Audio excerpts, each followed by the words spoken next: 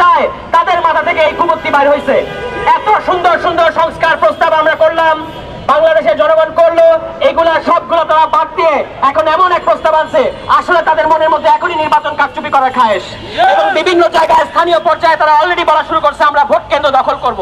পরিষ্কার ভাষায় বলতে চাই, তিনটা নির্বাচন আওয়ামী লীগ সরকার বাংলাদেশের জনগণকে বঞ্চিত করেছে। সামনের নির্বাচনে বাংলাদেশের জনগণ ভোট কেন্দ্র পাহারা দেবে এবং জনগণের পক্ষের শক্তি এনসিপি জাতীয় নাগরিক পার্টি জনগণের রায়ে আগামীতে সরকার গঠন করবে। এবং এই যারা এখনই কারচুপি করার ধান্দা করতেছেন, আওয়ামী লীগকে সরাতে 15 বছর লাগছে, আপনাদেরকে 15 মাসও লাগবে না, এই কথা বলে দিচ্ছি। এবং আজকে যারা প্রশ্ন করতেছেন যে আপনারা কারা, আমরা হচ্ছি তারা যাদের কারণে আপনারা এই গণ অভ্যুত্থানের পরে রাজনীতি করার সুযোগ পাচ্ছেন, মাঠে নামার সুযোগ পাচ্ছেন এবং বীর দর্পে চাঁদাবাজি করতেছেন। লজ্জা থাকা উচিত আপনাদের। 15 বছর আপনাদের কোনো খোঁজ ছিল না, কোর্টের চত্বরে চত্বরে আপনারা কান্নাকাটি করতেন, পরিবার ধ্বংস হয়ে যাচ্ছে এই অভিযোগ করতেন, এই অনুযোগ করতেন। বাংলাদেশের জনগণ আপনাদের প্রতি সিম্প্যাথি দেখাইছে। এখন আপনারা বলতেছেন এই জুলাই গণ অভ্যুত্থানে যারা নেতৃত্ব দিয়েছে সেই ছাত্র তরুণদেরকে বলতেছেন যে আপনারা কারা, আপনারা কারা। এটার উত্তর একবার 5 আগস্টে আমরা দিয়েছি, দরকার পড়লে আবারও দেওয়া হবে। সর্বশেষ যে কথাটা আমি পুলিশ বাহিনীর উদ্দেশ্যে বলতে চাই, জুলাই মাসে আপনারা আওয়ামী লীগের ফাঁদে পড়ে আওয়ামী লীগের কারণে যে গণহত্যায় অংশ নিতে বাধ্য হয়েছেন, এইটা থেকে এই পাপ প্রচারের একটাই রাস্তা, আওয়ামী লীগের বিরুদ্ধে চিরুনি অভিযান পরিচালনা করেন। ঢাকা শহরে যেখানে যেখানে সারা দেশ থেকে নাকি আওয়ামী লীগের কর্মীরা এসে জড়ো হচ্ছে তাদেরকে গ্রেফতার করেন। এবং এইটাই একমাত্র রাস্তা, যদি এটা করেন, নিষ্ঠার সাথে যদি করেন, বাংলাদেশের ছাত্র জনতা আপনাদেরকে বুকে টেনে নেবে।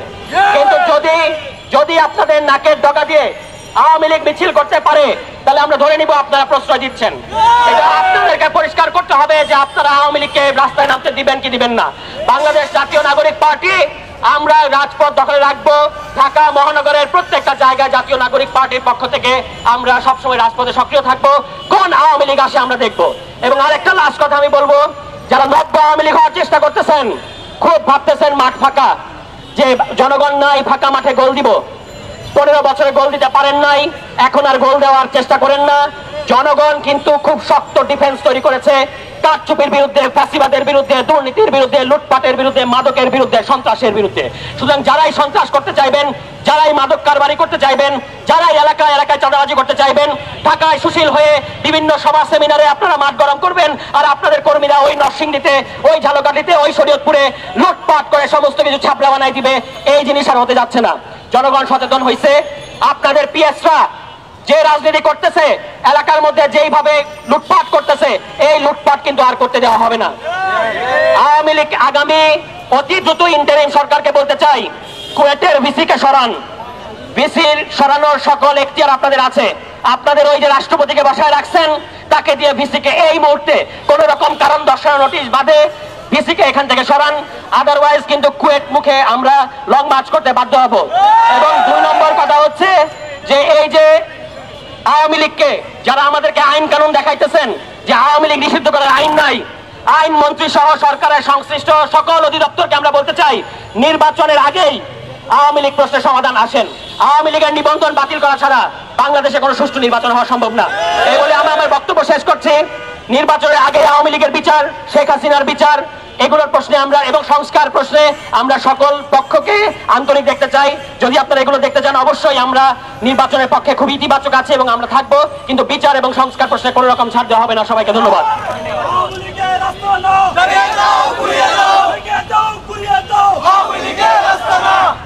অসংখ্য ধন্যবাদ জানাচ্ছি আমাদের সারওয়ার তুষার ভাইকে। আমি আমাদের সর্বশেষ বক্তার কথা শোনার পরে আমাদের মশাল মিছিল শুরু হবে। আমি সবাইকে অনুরোধ করবো মশালগুলো আপনারা জ্বালিয়ে সামনে পিছনে চলে আসেন। সম্মানিত উপস্থিতি, আমাদের সর্বশেষ বক্তা এই পর্যায়ে আমাদের সামনে বক্তব্য নিয়ে আসছেন জাতীয় নাগরিক পার্টির সম্মানিত সদস্য সচিব, আমাদের যুগ্ম আহ্বায়ক, আমাদের একান্ত প্রিয় জনাব মাহবুব আলম। বক্তব্য নিয়ে আসছেন যুগ্ম আহ্বায়ক মাহবুব আলম ভাই। জাতীয় নাগরিক পার্টি শাহবাগজন আয়োজিত আওয়ামী লীগের বিচার নিষিদ্ধকরণ এবং তাদের দলীয় কার্যক্রম বন্ধ, সংস্কার এবং গণপরিষদ নির্বাচনের দাবিতে আয়োজিত আজকের এই বিক্ষোভ সমাবেশ এবং মিছিল, এই সমবেত শুধু বাংলাদেশ জাতীয় নাগরিক পার্টি মনে করে আওয়ামী লীগের বাংলাদেশে রাজনীতি করার অধিকার নেই। কারণ আমরা মনে করি আওয়ামী লীগ বাংলাদেশি কোনো শক্তি নয়, বরং ভারতীয় হিন্দুত্ববাদী যে আদর্শ, তার সেই আদর্শের রাজনৈতিক প্রকল্পের নাম বাংলাদেশ আওয়ামী লীগ। বাংলাদেশে যতগুলো গুম, খুন, হত্যা এবং ক্ষমতা দখলের জন্য যে অবৈধ নির্বাচন হয়েছে, তা কেবলমাত্র বাংলাদেশীয় কোনো প্রকল্প ছিল না, বরং এটি ছিল দিল্লির প্রকল্প। সেটি বাস্তবায়ন করার ইজারাদার ছিল বাংলাদেশ আওয়ামী লীগ। সুতরাং বাংলাদেশ আওয়ামী লীগকে নিষিদ্ধ করতে হবে, তাদের যে রাজনৈতিক কর্মকাণ্ড সেগুলোকে নিষিদ্ধ করতে হবে এবং সেগুলোকে কখনোই বাংলাদেশের মানুষ মেনে নিবে না। সুতরাং কেউ কোনো রাজনীতিবিদ এবং কোনো রাজনৈতিক দল প্রশ্ন করে কিসের ভিত্তিতে, কিসের আইনে আওয়ামী লীগকে নিষিদ্ধ করা হবে, কোন প্রক্রিয়ায় আওয়ামী লীগকে নিষিদ্ধ করা হবে। আমরা বলি 5 আগস্ট যে অভ্যুত্থান হয়েছে, সে অভ্যুত্থান কোনো আইন মেনে হয়নি। বাংলাদেশের মানুষ, সাধারণ মানুষ 5 আগস্টের সময় রাস্তায় নেমে এসেছে এবং রাস্তায় নেমে হাসিনাকে উৎখাত করেছে, উৎখাত করে আপনাদেরকে জেল এবং বন্দিশালা থেকে মুক্তি করেছে। তা কোনো আইন মেনে হয়নি, বরং বাংলাদেশের মানুষ কনসেনসাস দিয়েছে, কনসেন্ট দিয়েছে। তারা রাস্তায় নেমে এসে বলেছে যে আমরা আর হাসিনাকে চাই না, এই ফাঁসিবাদী শাসন ব্যবস্থা চাই না। সেই ক্ষেত্রেই হাসিনা বিতরিত হয়েছে এবং ফাঁসিবাদী ব্যবস্থার বিলোপের প্রথম পদক্ষেপ গৃহীত হয়েছে। সুতরাং আওয়ামী লীগকে নিষিদ্ধ করার ক্ষেত্রে কোনো ইফস অ্যান্ড বাট প্রয়োজন নেই, কোনো আইনের প্রয়োজন নেই, বরং আমরা মনে করি সকল মানুষ, সকল রাজনীতিবিদ এবং সকলগুলো দল এবং স্টেক হোল্ডাররা যদি চায় তাহলে আওয়ামী লীগকে নিষিদ্ধ করতে আমাদের আর সময়ের প্রয়োজন নেই। বরং আমরা মনে করি আওয়ামী লীগকে নিষিদ্ধ করার প্রক্রিয়ায় সরকার যে পদক্ষেপ নিয়েছে, জাতীয় নাগরিক পার্টি যে পদক্ষেপ নিয়েছে, তারা মাঠে প্রান্তরে জনমত গ্রহণ করছে, সেক্ষেত্রে অন্যান্য রাজনৈতিক দলগুলোকেও খুবই আগ্রহী হতে হবে এবং তাদেরকেও এক্ষেত্রে তাদের আন্তরিকতার প্রমাণ দিতে হবে। আমরা দেখতে পাচ্ছি তারা যদি মুখে মুখে কিছু গুটি কয়েক নেতা আওয়ামী লীগ নিষিদ্ধ করার ব্যাপারে কথা বলছেন, কিন্তু আমরা দেখতে পাচ্ছি তৃণমূলে তারা আওয়ামী লীগকে আশ্রয় দিয়ে যাচ্ছেন। তাদের আশ্রয়ে প্রশ্রয়ে আওয়ামী লীগ তাদের সেই প্রাচীবাদী ব্যবস্থাকে কায়েম করার জন্য আবারও উঠে পড়ে লেগেছে। আমরা দেখতে পাই আওয়ামী লীগ মাঠে মিছিল করার সাহস পাচ্ছে। আমরা সরকারকে প্রশ্ন করতে চাই, কিভাবে আওয়ামী লীগ মাঠে নামার সাহস পায়? আন্তর প্রশাসন, স্বরাষ্ট্র মন্ত্রণালয়, পুলিশ প্রশাসন, গোয়েন্দা বিভাগ কি কাজ করছে? আমরা বলবো যে রক্তের উপরে 5 আগস্টের পরে এই অন্তর্বর্তীকালীন সরকার দাঁড়িয়ে আছে, সেই অন্তর্বর্তীকালীন সরকারকে মানুষ আনকোশ্চেনেবল ছেড়ে দিবে না, বরং তাদেরকেও কোশ্চেন করবে। সেই ক্ষেত্রে আমরা মনে করি ইউনূসের নেতৃত্বে যে সরকার, তাকে আরো অ্যাক্টিভ হতে হবে, সচেতন হতে হবে এবং আওয়ামী লীগ নিষিদ্ধের প্রক্রিয়ায় অন্যান্য দল মত নির্বিশেষে সকলকে এক জায়গায় এনে সুস্পষ্ট এবং কার্যকরী পদক্ষেপ নিতে হবে। আমরা বলি যে সংস্কার প্রয়োজন। আমরা দেখি কিছু দল মনে করে যে সংস্কার প্রয়োজন নেই, বরং কিছু সংস্কার নাকি 1-1.5 মাসের মধ্যে দিয়ে হয়েই জাতীয় নির্বাচন হওয়া সম্ভব।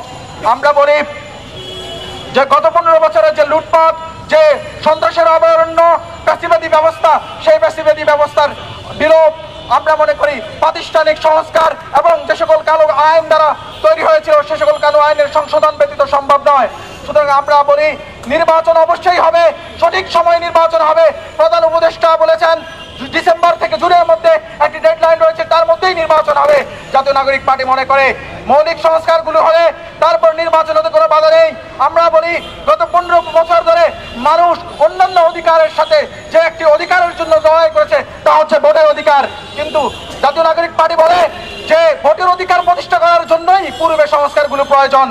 যদি প্রতিষ্ঠানগুলো সংস্কার না হয়, নির্বাচন কমিশন সংস্কার না হয়, আমলাতন্ত্র সংস্কার না হয়, সিভিল ব্যুরোক্রেসি সংস্কার না হয়, মিলিটারি ব্যুরোক্রেসি সংস্কার না হয় এবং প্রতিষ্ঠানগুলো সংস্কার না হয়, বিচার বিভাগ সংস্কার না হয়, তাহলে আমরা আবারও সেই মাসল এবং মানির রাজনীতি দেখব, সেই মাসল এবং মানির নির্বাচন দেখব।